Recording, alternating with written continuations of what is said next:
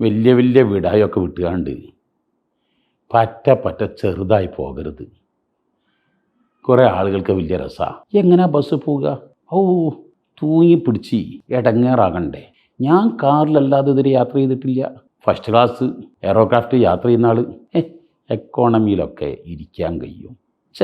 ഈ അല്ലാതെ വേറെ ആരെങ്കിലുമൊക്കെ ഞാൻ ഇക്കാലം വരെ എക്കോണമിക്ക് ഞാൻ ടിക്കറ്റ് എടുത്തിട്ടില്ല എന്ന വലിയ വലിയ വർത്താനൊക്കെ പറഞ്ഞെങ്കിൽ നാളെ മറ്റന്നാളെ അയാൾ ഫസ്റ്റ് ക്ലാസ്സിലും ഇവൻ എക്കോണമിയിലും പോകുന്ന എത്ര സംഭവങ്ങൾ നമ്മുടെയൊക്കെ ജീവിതത്തിലുണ്ടായിട്ടുണ്ട്, നമ്മുടെയൊക്കെ പരിചയക്കാരിലുണ്ടായിട്ടുണ്ട്.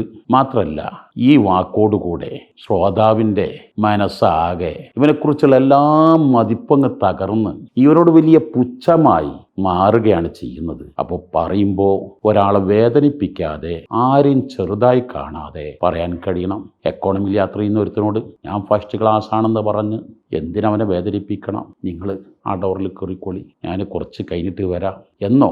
അങ്ങനെയൊക്കെ ഒരിക്കലും ആഡംബരങ്ങൾ മതിമറന്ന് മറ്റുള്ളവരെ വേദനിപ്പിച്ചാൽ തിക്തഫലം അതിവിദൂരമല്ലാത്ത സമയത്ത് തന്നെ അറിയുന്നത് സർവ്വസാധാരണയാണ്. പണ്ടൊരു പഴമൊഴിയുണ്ട്, പണ്ടൊക്കെ കൂലി പിന്നീടാണെങ്കിൽ ഇപ്പോൾ പാടത്ത് പണിയെടുത്ത വരമ്പത്ത് തന്നെ കൂലി എന്ന് പറഞ്ഞ പോലെ കുറ്റപ്പെടുത്തിയവരും ആക്ഷേപിച്ചവരും വിമർശിച്ചവരൊക്കെ നമ്മോട് തിരിച്ചു ചോദിക്കുമ്പോഴുണ്ടാകുന്ന വേദനകൾ ഓർക്കുന്നത് വളരെ നന്നായിരിക്കും.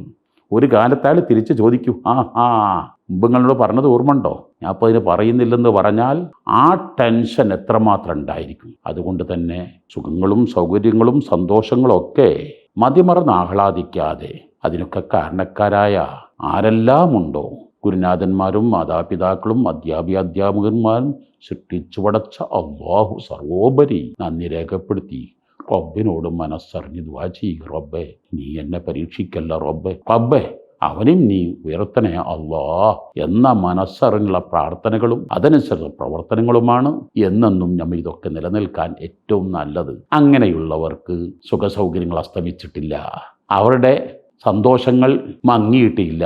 അതെന്നും പ്രഭാപൂരിതമായിരിക്കും, അതെന്നും ഉയർന്ന് ജ്വലിച്ചിരിക്കും.